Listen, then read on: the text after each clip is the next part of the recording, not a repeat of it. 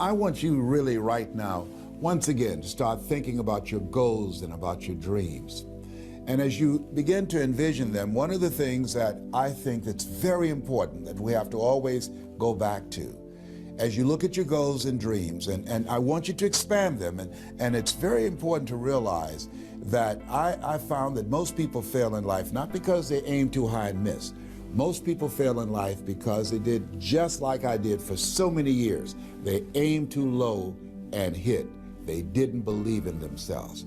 So I want you right now, as we begin to think about the lessons and all the things that you've experienced and all of the comments and stories and strategies and lessons that you've had, I think it's time to revisit and look at your goals and dreams, and let's raise the bar. I remember as a kid, we would be in the backyard and we would play jump, and somebody would get on one side of the stick, my sister and then my brother, we would run and we'd jump over it. And then they say, raise it up a little bit higher. We have to back up, and we run and we'd jump over it again. And then we say, raise it up a little higher. And the higher it got, we had to begin to change our approach and how we're going to get over the bar.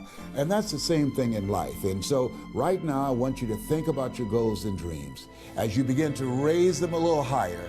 And I want you to say with me, it's possible. It's possible. You know, the easiest thing that I do is speak and train people how to speak. Go into prisons and juvenile detention centers and to high schools and colleges. Speak before thousands of people. I can do that in my sleep. Let me share with you the most difficult thing I've ever done in my life. It took me years to do, and that was to believe that it was possible, to believe that I can do it.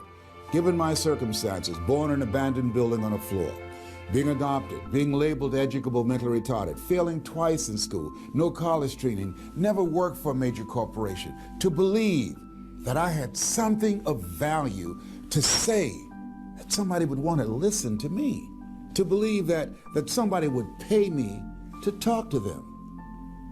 Have you ever thought about something you wanted to do and you talk yourself out of it? I remember going to see Zig Ziglar, who I consider the #1 motivational speaker on the planet, and Dr. Norman Vincent Peale when he was alive, and Robert Schuller. I used to see them and I would be so pumped up and inspired after hearing Jim Rohn, who recently passed, one of the great motivational speakers of all time, and Charlie Tremendous Jones. And I would go to my car pumped up, saying, yes, yes, yes, I can. And then after a while, my mental conditioning would kick in. You know, I'd say, LesBrown, you can't do that.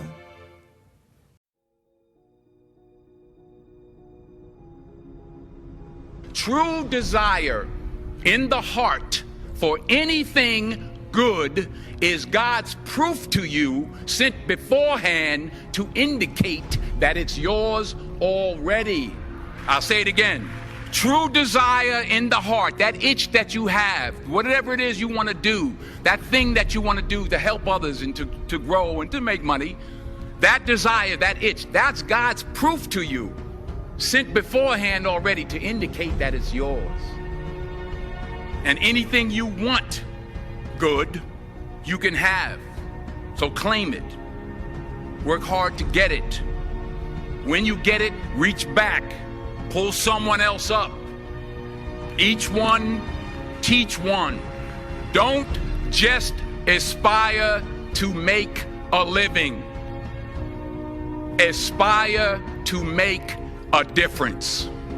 It's always a result of a commitment to excellence, intelligent planning, and focused effort. I don't know which one of those are the most important. I'm not really sure if it's the excellence, right? Everything we do, 120%. Look, you're not going to be the best. You're not going to catch the best if you're not intentional and deliberate. And there are those of you in your space, and whatever you're trying to do, you don't even represent the best in your space, and you're still not giving 120. You're trying to catch the guy, you're trying to catch the female, that's the best, and you're waking up and giving me 70%, you're giving me 80%, but yet you have these dreams that you're gonna be the best. How? You're still watching TV. So you got to do me a huge favor, and I'm asking you to do me a favor. When you leave today, I want you to look at some things that you're doing, the 30% now, or the 20%, or the 10%, and I'm gonna need you to let it go. Learning how to concentrate, learning how to focus in. And you'll be surprised at the things that you're able to do. When you learn how to block things out, when you learn how to keep thine eyes single, you'll be surprised at the ideas that will come to you, of the people that you'll be able to attract, of the opportunities that you'll be able to see. You'll begin to see things that have been standing there looking you in the face, say, I can't believe this has been here all this time. Here's a habit that I do.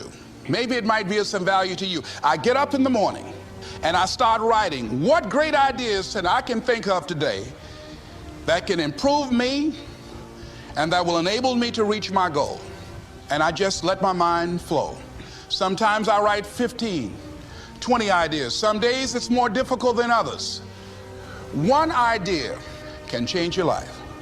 One idea can turn your life around. You know, think about it. What's the holy grail between somebody taking action or not? It's one word: certainty. When somebody is absolutely certain, the common word is believe, right? But you can believe at a general level, or you can believe with certain. When you're absolutely certain that if I do this, it's going to get that result, and that result's going to change my life, you'll do it. When you think it absolutely is not going to work, you're never going to do it. The middle no man's land of maybe it'll work, maybe it won't, that's the piece that kills people, right? So if it's a must for you, you got to make it work, right? In our case, right? That's an example. If it's not a must for you and you're not sure, you don't know what to do. So years ago, I'd look around and say, okay, how do people get themselves to follow through that haven't been following through? What's the difference? And I started interviewing hundreds of people, literally, and eventually thousands, because I had thousands of my events. So I'd ask the group to give me their feedback. And I came up with this model. It's like the holy grail of belief, or the holy grail of momentum. It's like the difference between what makes the rich get richer and the poor get poor, right? And the difference we all know is mindset, but like, how's that built? So this is what I did. I created stupid little 4 little boxes, and I'll scribble it here for you. You think about the first thing that determines whether you can do something or not, and I put that in this first box at the top here on the left side, and it's potential. Like, what's the potential of a human being? Like, when you guys started, you proved something no one had done in history. You ran the 4-minute mile, right? For golly knows how many centuries, they're trying to run a 4-minute mile. Roger Bannister does it. How did he do it? Do you remember? You did it in this industry, right? You made $1 million in a day. No one had ever done that in history, right? After you did it, a bunch of other guys are doing it because it became possible. Roger Bannister didn't just go physically practice. He made a shift in his head. He practiced in his head because he could never achieve it physically, so he had to change in his head first so that the result became certain enough he believed it, and then his body got him through. After Roger Bannister ran that 4-minute mile, within 2 years, 37 people ran a 4-minute mile. That's amazing. When no one in history had ever done it. Now here's how it works. The potential for anybody getting your product is extraordinary. They could do what you've done as much, more or less. They can do whatever they want to do. The potential's there. The market's proven that. Whether or not they tap into potential has a lot to do with what action they take, which is the question you came to me with, right? Like, God, they all have potential, but they're not taking action. And we all know that the action they take is going to determine the results they get. That's pretty obvious. So most people have a belief about what their real potential is no matter what you tell them. And that affects how much action they take. And of course that affects the result. And then ironically, that result reinforces their belief. And then that belief affects it. So I'll give you an example. Let's say a person has unlimited potential, we all agree. But they take little action, little results. Why? Because they have to start with a problem with their belief. They don't believe it's really going to happen for me. Maybe for Frank Kearns because he's got the cool hair and stuff, or maybe it's for you because you're so driven, but it's not me. Maybe Tony Robbins because he's a freak, got these big teeth. Whatever their thought process is, right? They got this thing, right? But what happens is, if you believe that there's very little potential, how much action are you going to take? Nothing. Nothing, little. And when you take little potential with a little action, what kind of results do you get? Lousy little results. And when you get little results, what does that do to your belief? You go, see, I told you this was a waste of time, told you this wouldn't work. And then what happens? You tap even less potential, you take even less action, you get even worse results, and your belief gets even weaker. And this sucker feeds on itself until you are in a downward spiral. It's poisonous. It's poisonous and it's self-fulfilling. Now, what if something could happen that could come along and fill you with a sense of absolute certainty? Not like I believe, but where you know. In you guys' case, mine as well, we knew because we had to. Because we burned the boats, there was no other option. We had to find a way. We weren't going to live that way. We all did it in different ways and for different reasons, but in essence, that was it. If you get yourself in a state of certainty that this is going to work, I'm going to find the way, and if this doesn't work, I will make the way, then you tap a lot more potential. And when you're certain in your potential, you take massive action. When you take massive action, you really believe in something, you get great results. When you get great results, your brain goes, see, I told you I was a stud. I told you this thing would work out. Now you're even stronger. You tap more potential, take greater action, greater results. That's how you went from $300 in a week to $2,500 in 5 days to $100,000 in a month to $1 million in a day. Same thing with you. And we get momentum. That's why the rich get richer and the poor get poorer.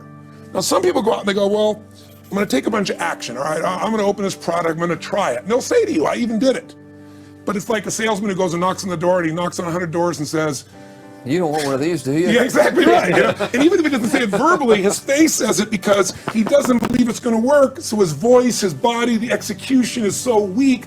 Maybe if he talks to 100 people, somebody's gonna buy out of pity. They don't want his kids to starve, right? But he's not gonna get the result. So the core difference in people is how do you produce certainty when the world isn't giving it to you?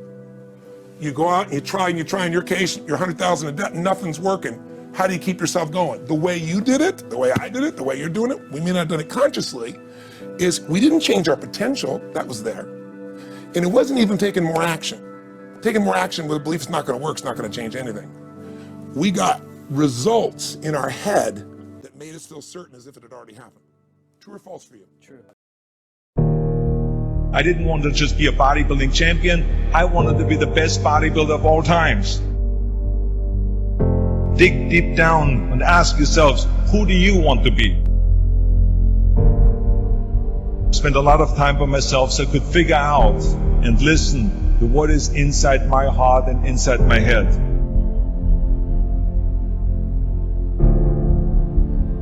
Imagine you're 15 years old and you're in Austria and you say to the people, I want to be the bodybuilding champion of the world. I had this fire in the belly and I knew that the United States was where I could really succeed. I knew that this was where I could continue my bodybuilding career and start acting also. I was told to my face, you're nothing but a giant muscle. You can't act. You have no future and you have an accent that is laughable. And with your name, Schwarzen Schnitzel or whatever your name is, they say, well, forget about that, and they laughed.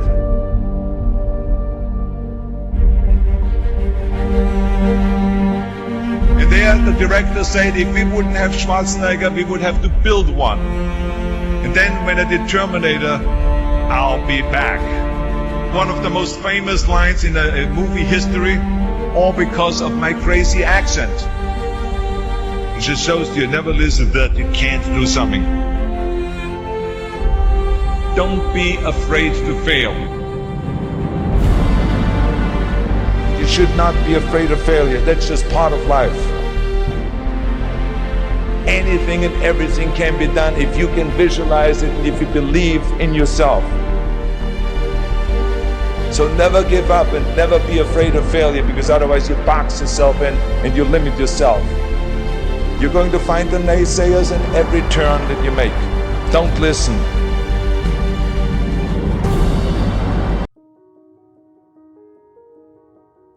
The school system is actually teaching people to be poor.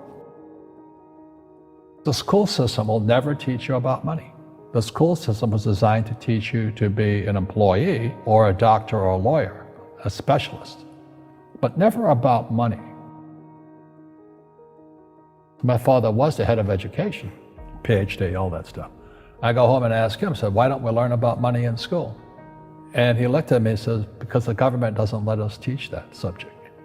The government tells us what we can teach and what we can't teach. And I thought that was strange. And I said, but aren't we going to school to learn about money? He says, no, your job is to get a job. Poverty is passed on. It's taught in your families. And middle class is taught in families. And so the people right now who are sitting at home, who are struggling financially or worried about money or unhappy, they may be making a lot of money, but unhappy with what they're doing, it was probably taught to you. You know, your super ego was taught, get a job, work hard, or you'll never be rich, or the rich are evil, or whatever. And until you change your mindset, Correct. Money won't help you, right? Correct. And we see that with people that win the lottery, people that make more money, they still have the same problem. Right. Because they have that poor man's soul. Right. If you're poor, you'll always be poor. That's really hard for people to Yeah, understand. the money will disappear that fast. Just like most pro athletes, they make millions of dollars, and but 65% are bankrupt 5 years later. It's because they come from poor families. Now you tell them that, they get very angry at you. It's the rich fault. It's you guys ripped me off and government ripped me off. But unfortunately, what Mr. Lipton was saying, it's passed down genetically. The moment I pay you, you think like an employee. That's the trap. Entrepreneurs work for free. The moment you accept the paycheck, your brain goes dead. As long as you're hungry, you'll think. You see people say, well, why don't you give the poor money? So the only problem with that is it just creates more poor people. Give a man a fish, he fishes for the day, or eats for the day. Yeah, you give a man a fish, you get a lot of people who want more fish, but you teach them to fish. But you are the Robin Hood of knowledge, because I see you giving this knowledge out, and do the rich people cringe and say, don't tell them that, Robin? Yes. Don't tell people what you know. Right. Keep them poor. Poor will always be amongst us, because it starts up here. It's in their words, and the words become flesh. When they say, I can't afford it, or I can't do that, they go down. They become what they say. And I meet so many people, I can't afford it. You think I'm made of money? My PhD dad, he says, what do you think I am, made of money? I can't afford that. And my rich dad would say, that's why he's poor. Poor people say, I can't afford it, I can't do that, I don't have time. Because it's an escape. It's an escape, you know what I mean? It's easy to say, I can't afford it. Oh, I'm too tired. Oh, I can't go to the gym. When you could go to the gym, but no, I can't. Truth is, I'm just too lazy to go to the gym. And you play it safe, and you don't introduce new risks into your life, and so... I have job security. Right. And your rich dad used to say what instead of, I can't afford it? How can I afford it? How can I do that? What would it take, or why should I do that? A question opens the mind, a statement closes the mind. See, when you say, I can't afford it, your mind shuts down, and you become what you say. People say, well, money is not that important to me. Then if money is not that important to you, money is not important to you. You know what I mean? I don't care about money. The money doesn't care about you. The word does become flesh. Or I'll never be rich. Or the favorite one is the rich are greedy. It's the poor that are greedy. If you think about it, because to be rich, you have to give something. I have to produce books and games, and I purchase real estate, I provide housing, provide jobs and all that. That's why I'm rich. But greedy people produce nothing. Oh no, it's the rich that are greedy. And I'm going, hey, sports fans, you point a finger forward, 3 are pointing backwards. And so as we know, there's a big attitude problem against the rich today. We all have fear. To be truthful, we all have fear. It's just how you deal with it. Einstein said, imagination is more important than knowledge, but knowledge empowers imagination. And what most people lack is real business knowledge, like accounting, like debt, like taxes. You got to know that stuff, but they don't teach it in school to anybody. People who are afraid of making mistakes, like they teach in school, they don't ever grow. Because spirituality is there's good and there's bad, there's right and there's wrong, there's up and there's down. Most people only want to be right, they only want to be positive. Well, you can't have that, that's not reality. Every time I failed, it was like, good, it's okay, what have I learned? And the average person, the reason they're poor is they haven't failed. They play it so safe, they haven't made any mistakes like they taught in school, that means they don't learn anything. That's why the school system's actually fundamentally corrupt. It's anti-education. And I think what most people do is they let their parents or their friends talk them out of life. So afraid of failing. But failing is how we succeed. Our schools punish you for making mistakes. That's why we have so many people who are so afraid of admitting they make mistakes or afraid of failing.